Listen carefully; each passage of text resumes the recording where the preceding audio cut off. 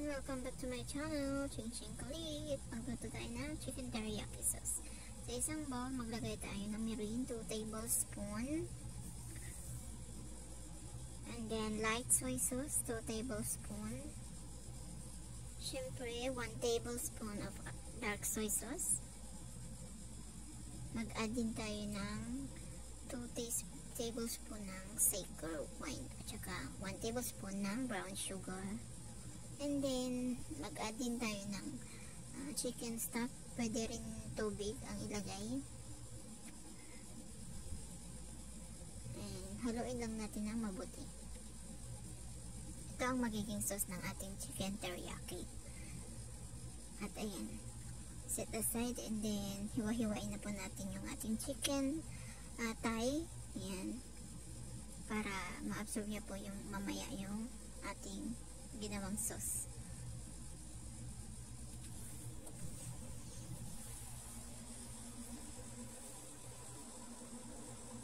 Ayan, tapos na. At saka i-fry natin ito. Ayan, sa kawali, lagyan ng mantika. At i-fry natin yung ating chicken thigh. Ayan, hinati ko siya sa dalawa. And then, mag-light brown lang po ang ating chicken thigh.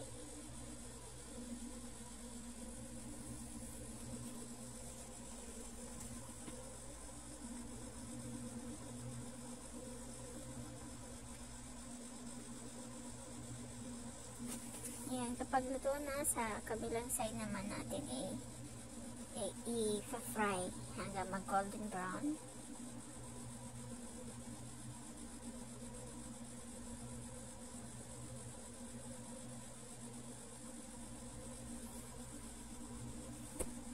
Mabilis lang po itong lutuin. Ayan, balik na rin natin. Ayan, nag-golden brown na po ang ating chicken thigh.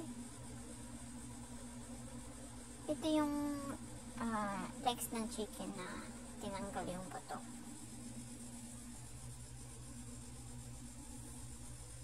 Ayan, tsaka natin ilagay yung ating garlic. Ito yung magpapabango sa ating chicken teriyaki. Yan, saka i-fry natin konti, and then ilagay na natin yung ating ginawang sauce, ating chicken teriyaki sauce. Yan, ilagay na natin.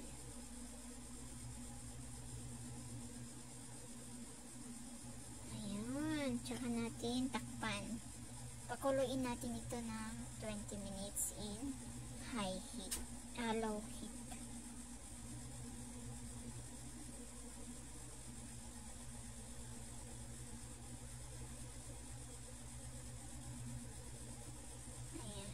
Balik na rin natin para maka-absorb din doon sa kabila.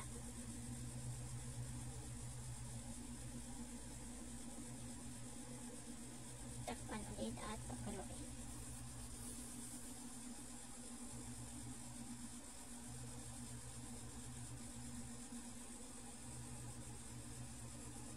Ayan, after 20 minutes, okay na ang ating chicken teriyaki. Luto na. Ilagay na natin sa serving plate. And then, slice natin bago natin i-serve.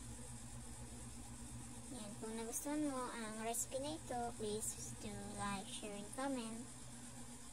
And subscribe.